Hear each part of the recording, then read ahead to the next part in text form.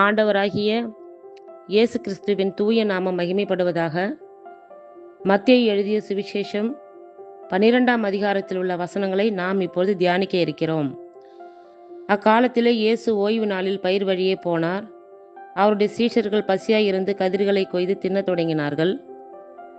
பரிசேயர் அதை கண்டு அவரை நோக்கி, இதோ ஓய்வு நாளில் செய்யத்தகாததை உம்முடைய சீஷர்கள் செய்கிறார்களே என்றார்கள். அதற்கு அவர், தாவீதும் அவனோடு இருந்தவர்களும் பசியாயிருந்த போது செய்ததை நீங்கள் வாசிக்கவில்லையா?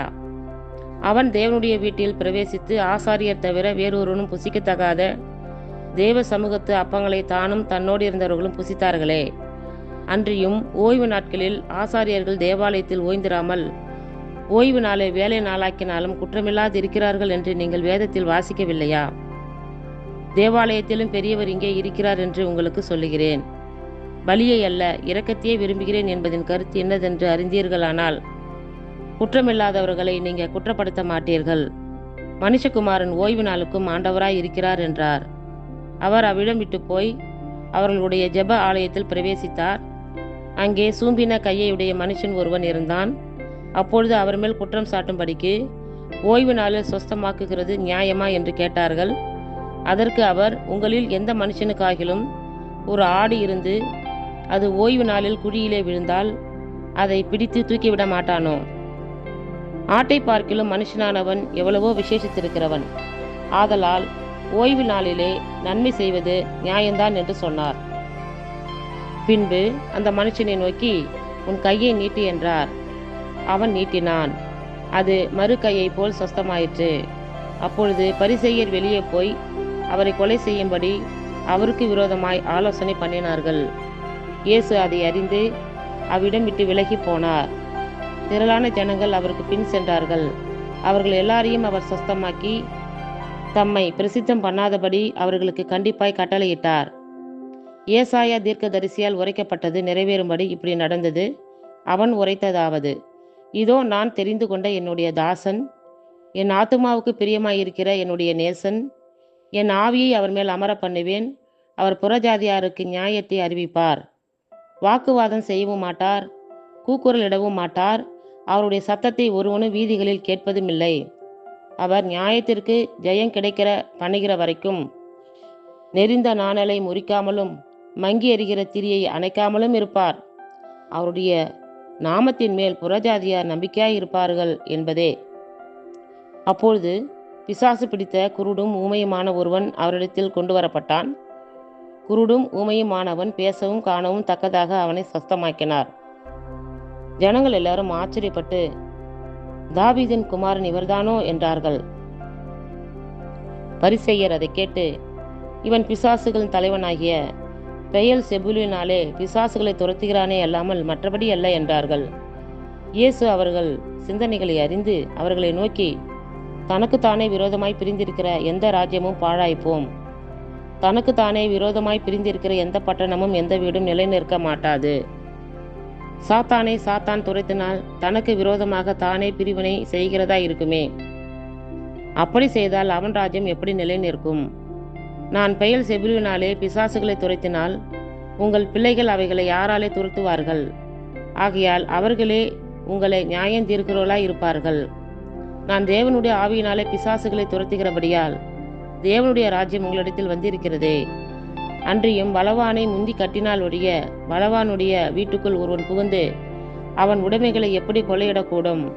கட்டினேனே ஆகில் அவன் வீட்டை கொள்ளையிடலாம்.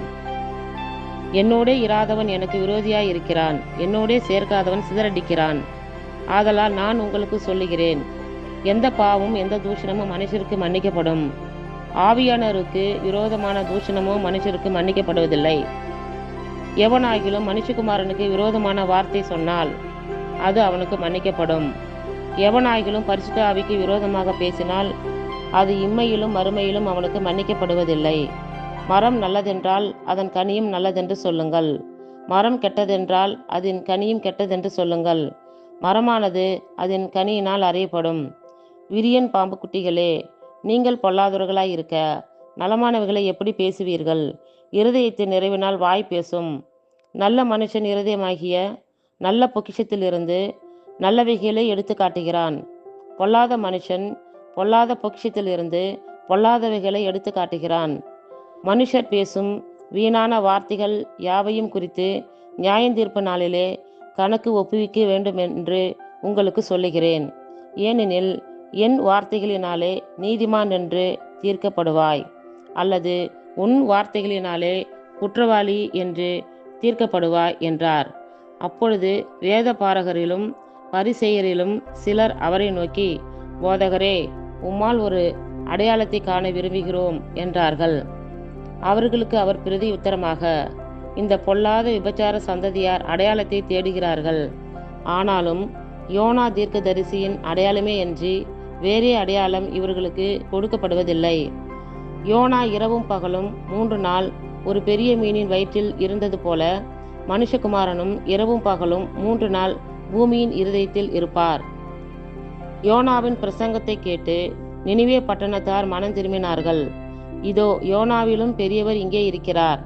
ஆதலால் நியாய தீர்ப்பு நாளிலே நினிவே பட்டணத்தார் இந்த சந்ததியாரோடிருந்து நின்று இவர்கள் மேல் குற்றம் சுமத்துவார்கள்.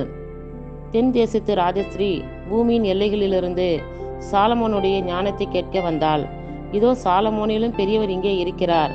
ஆதலால் நியாய தீர்ப்பு நாளிலே அந்த ராஜஸ்திரீ இந்த சந்ததியாரோடு எழுந்து நின்று இவர்கள் மேல் குற்றம் சுமத்துவாள். அசுத்த ஆவி ஒரு மனுஷனை விட்டு புறப்படும் போது வறண்ட இடங்களில் அலைந்து இளைப்பாறுதல் தேடியும் கண்டடையாமல், நான் விட்டு வந்த என் வீட்டுக்கு திரும்பி போவேன் என்று சொல்லி அங்கே வந்து அந்த வீடு வெறுமையாகவும் பெருக்கி ஜோடிக்கப்பட்டதாகவும் இருக்க கண்டு திரும்பி போய் தன்னிலும் பொல்லாத வேறு 7 ஆவிகளை தன்னோட கூட்டி வந்து உட்புகுந்து அங்கே குடியிருக்கும். அப்பொழுது அந்த மனுஷனுடைய முன்னிலைமையிலும் அவன் பின்னிலைமை அதிக கேடுள்ளதாய் இருக்கும். அப்படியே இந்த பொல்லாத சந்ததியாருக்கும் சம்பவிக்கும் என்றார். இப்படி அவர் ஜனங்களோட பேசுகையில் அவருடைய தாயாரும் சகோதரரும் அவரிடத்தில் பேச வேண்டும் என்று வெளியே நின்றார்கள். அப்பொழுது ஒருவன் அவரை நோக்கி, உம்முடைய தாயாரும் உம்முடைய சகோதரரும் உம்முடைய பேச வேண்டும் என்று வெளியே நிற்கிறார்கள் என்றான். தம்மிடத்தில் இப்படி சொன்னவனுக்கு அவர் பிரதி உத்தரமாக, என் தாயார் யார், என் சகோதரர் யார் என்று சொல்லி தம்முடைய கையை தமது சீஷர்களுக்கு நேரே நீட்டி, இதோ என் தாயும் என் சகோதரரும் இவர்களே. பரலோகத்தில் இருக்கிற என் பிதாவின் சித்தத்தின்படி செய்கிறவன் எவனோ அவனே எனக்கு சகோதரனும் சகோதரியும் தாயுமாய் இருக்கிறான் என்றார். இத்துடன் 12ஆம் அதிகாரத்தில் உள்ள வசனங்கள் நிறைவுற்றது. கர்த்தர் தாமே நம் எல்லோரையும் ஆசீர்வதிப்பாராக. ஆமேன்.